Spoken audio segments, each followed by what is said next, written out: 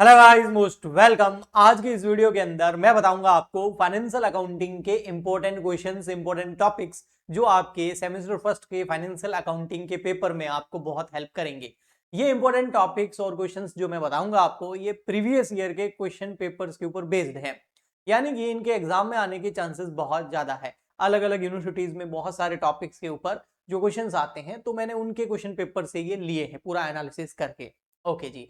तो इस वीडियो के अंदर सबसे पहले तो इंपॉर्टेंट क्वेश्चंस के बारे में डिस्कस करेंगे, फिर मैं आपको ये भी बताऊंगा कि ये इंपॉर्टेंट क्वेश्चंस या ये इंपॉर्टेंट जो टॉपिक्स है ये आप कहां से स्टडी कर सकते हैं, इसके लेक्चर्स कहां से दिख सकते हैं। एंड थर्ड नंबर पे ये बताऊंगा कि ये पीडीएफ कहां मिलेगा इस इंपॉर्टेंट क्वेश्चंस का। तो चलिए स्टार्ट करते हैं।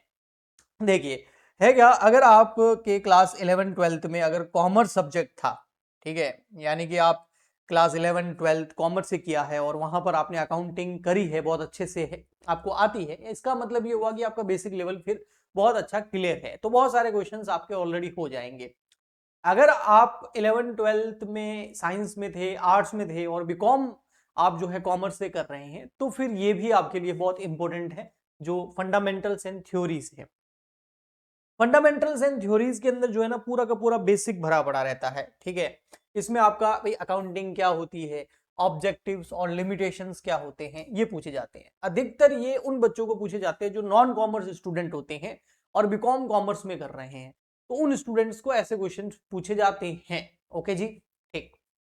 एक्सप्लेन द अकाउंटिंग इक्वेशंस क्या होती हैं और क्या डिफरेंस है अकाउंटिंग के अंदर, जिसमें कैश और एक्रूअल दो प्रकार के जो टाइप्स होते हैं ना, कैश बेसिस पे अकाउंटिंग होती है, एक्रूअल बेसिस पे होती है, तो इनमें डिफरेंस बताना है। इसके अलावा ट्रायल बैलेंस क्या होता है और इसके क्या ऑब्जेक्टिव है। ट्रायल बैलेंस एक तरह का स्टेटमेंट होता है, इसके ऑब्जेक्टिव्स क्या होते हैं, इसकी लिमिटेशंस क्या है। ऑब्जेक्टिव तो यही है कि अभी तक जो भी आपने अकाउंटिंग करी है वो मैथमेटिकली करेक्ट है या नहीं है, ये देखने के लिए हम ट्रायल बैलेंस बनाते हैं। कुछ इसकी लिमिटेशंस भी हैं। ओके जी।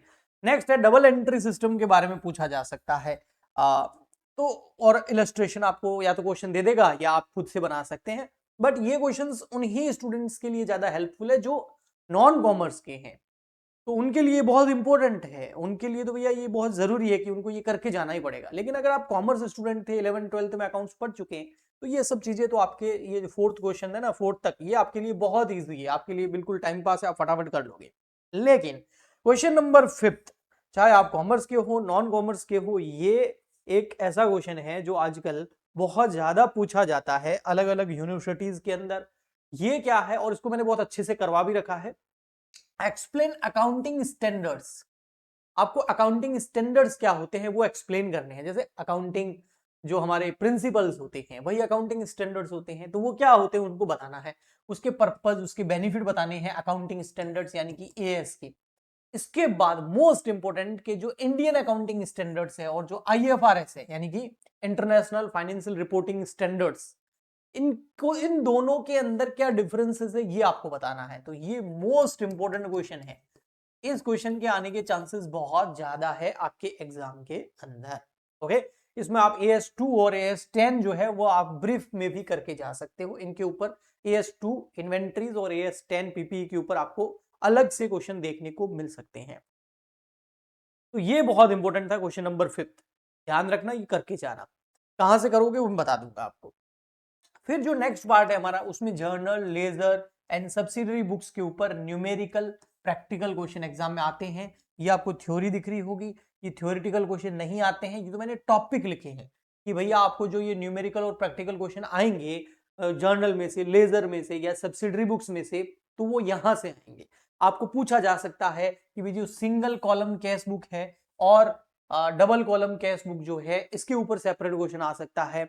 या फिर आपको जो है sales, purchase, bank deposit, petty cash, contra entries जो है वो पूछी जा सकती है, तो उसका न्यूमेरिकल आएगा, थ्योरी क्वेश्चन नहीं आएगा। इसके अलावा आपको purchase on credit with trade discount, मतलब हम उधार परचेज कर रहे हैं और उसमें ट्रेड डिस्काउंट का इफेक्ट देना है। सेल्स रिटर्न, डिस्काउंट अलाउड और रिसीव्ड से रिलेटेड अकाउंटिंग एंट्रीज बहुत अच्छे से करके जानी है। इसके बाद में आपको सब्सिडरी बुक्स की बात करूं तो उसमें purchase book, cell book, purchase return book, cell return book और कैश बुक। कैश बुक में डबल कॉलम कैश बुक जो है उसके ऊपर न्यूमेरिकल क्वेश्चन आने के चांसेस ज्यादा है। फिर मैं कह रहा हूं ये क्लास 11th और 12th में वो बच्चे पढ़ चुके हैं जिनका कॉमर्स बैकग्राउंड है। जो नॉन कॉमर्स बैकग्राउंड के हैं उनको इसके ऊपर प्रॉपर ध्यान देना है। ओके जी, ठीक है। जैसे पोस्टिंग होगी लेजर के अंदर, है ना, तो ये सब कुछ आप देखना। फिर आता है ट्रायल बैलेंस और रेक्टिफिकेशन। ये भी जो नॉन कॉमर्स स्टूडेंट है उनके लिए बहुत अच्छे टॉपिक है। कॉमर्स स्टूडेंट को तो ओनली रिवाइज करेगा तो वो कर लेगा वो, क्योंकि उसने पूरा अच्छे से सीख रखा है। 2 साल दिए हैं इनको 11th में और 12th में, ठीक है। आगे बढ़ते हैं हम, और नेक्स्ट आता है हमारा फाइनल अकाउंट। भैया भले आप कॉमर्स स्टूडेंट हो नॉन कॉमर्स स्टूडेंट हो, ये जरूर करके जाना। फाइनल अकाउंट का मतलब हो गया जो सोल प्रोप्राइटरशिप होती है उसका ट्रेडिंग अकाउंट, पीएनएल अकाउंट और बैलेंस शीट आपको पूछी जा सकती है। एक न्यूमेरिकल क्वेश्चन आएगा, उसके अंदर आपको ट्रेडिंग पीएनएल बैलेंस शीट बनानी हो सकती है। और अगर उसमें आ जाए कुछ एडजस्टमेंट तो trading PNL balance sheet with adjustment, यानी कि फाइनेंशियल स्टेटमेंट विद एडजस्टमेंट का भी क्वेश्चन आ सकता है। एक बड़ा क्वेश्चन होता है और ज्यादा मार्क्स का क्वेश्चन यहां से बनता है। ओके, ठीक है। अब हम बढ़ते हैं आगे। नेक्स्ट टॉपिक कौन सा है सर? तो फिर नेक्स्ट टॉपिक हमारा आता है डेप्रीशिएशन। डेप्रीशिएशन के अंदर एसएलएम मेथड और WDV method, straight line method और रिटर्न डाउन वैल्यू मेथड, ये दोनों बहुत ही इंपॉर्टेंट मेथड है।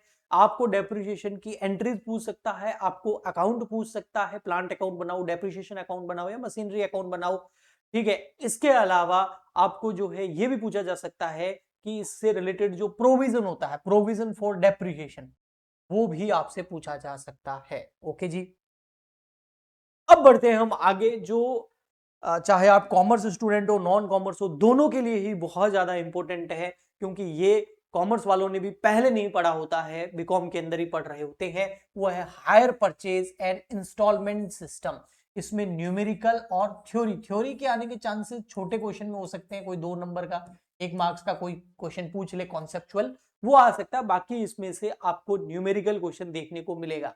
इसमें आपको बोल सकता है कि हायर परचेजर या फिर वेंडर, यानी कि जो सेलर है, इनकी बुक्स में अकाउंटिंग एंट्री करो। और इसमें आपको फिर इंटरेस्ट कैलकुलेट करना पड़ सकता है, इंस्टॉलमेंट कैलकुलेट करनी पड़ सकती है, रिपोजिशन वाला जो मामला है वो भी पूछा जा सकता है। तो प्रॉपर ट्रीटमेंट आएगा, प्रॉपर न्यूमेरिकल क्वेश्चन आ सकता है। थ्योरी में क्या आ सकता है? थ्योरी में आपको पूछा जा सकता है कि भाई हायर परचेज और इंस्टॉलमेंट सिस्टम जो है, इन दोनों में क्या डिफरेंस है, इसके ऊपर थ्योरी क्वेश्चन आ सकता है।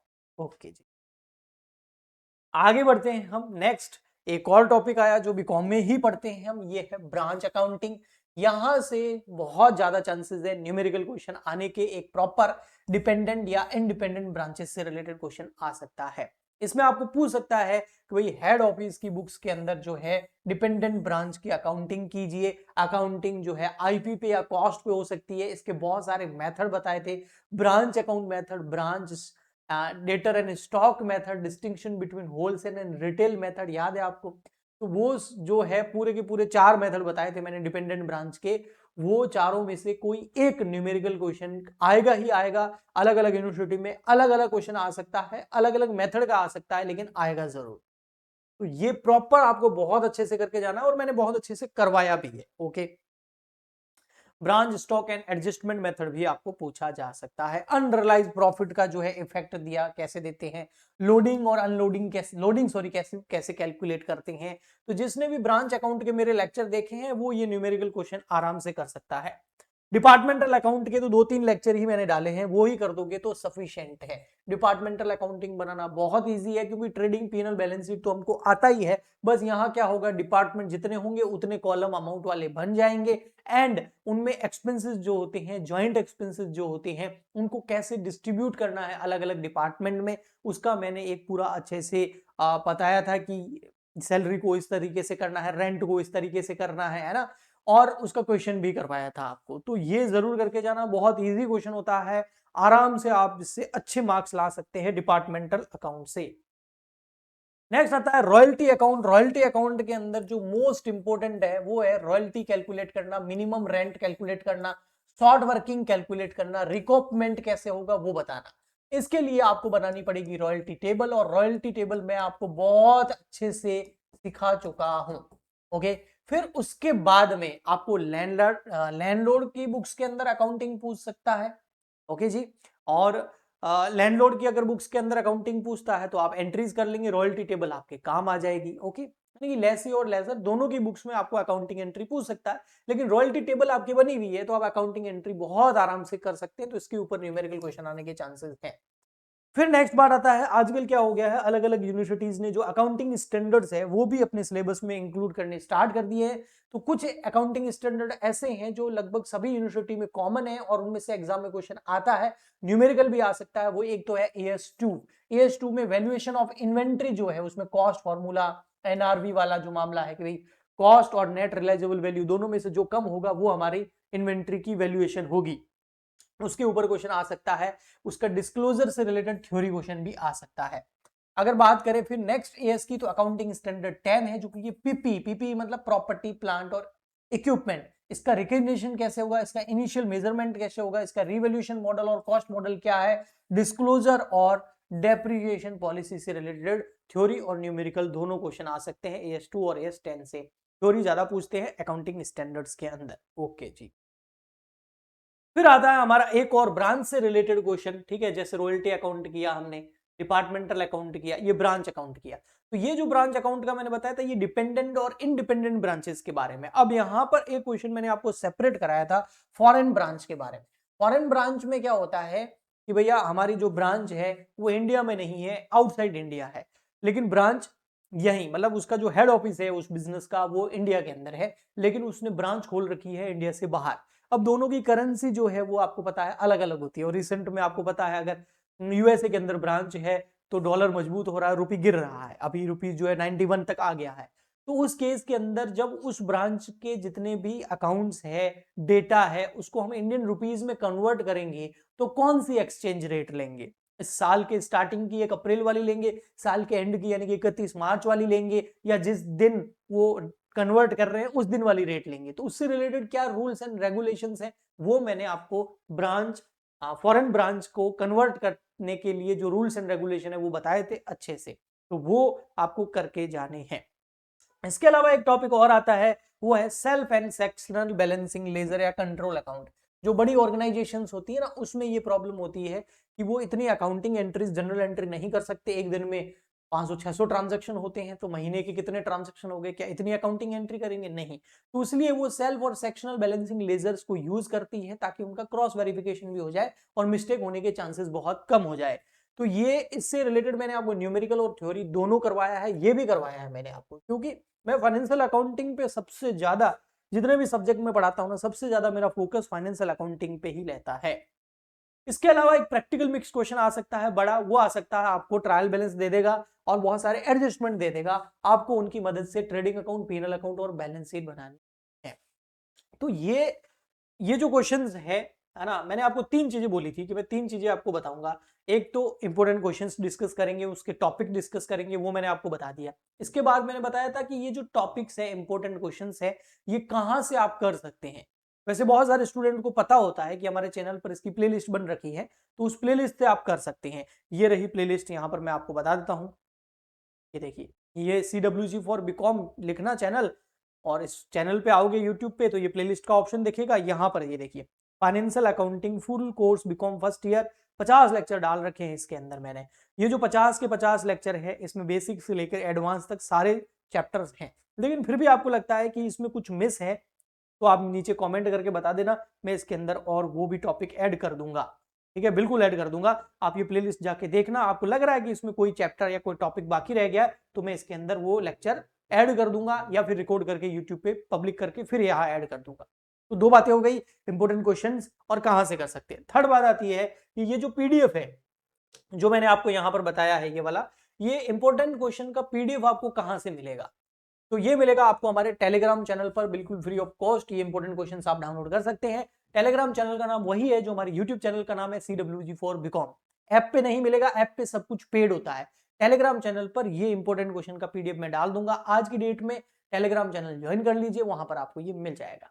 तो आई होप आपको फाइनेंशियल अकाउंटिंग में काफी कुछ समझ आया होगा, आपको काफी मदद मिलेगी हमारे इस चैनल से, इस लेक्चर से। तो प्लीज आप इस वीडियो को जो है लाइक कर दीजिए, अपने फ्रेंड्स तक शेयर कर दीजिए, उनकी हेल्प हो जाएगी। एंड सब्सक्राइब कर दीजिए ताकि नेक्स्ट जो भी लेक्चर्स आए उसका फायदा आपको मिल सके। तो हम मिलते हैं किसी और लेक्चर में, आज के लिए इतना ही, तब तक के लिए गुड बाय, थैंक यू।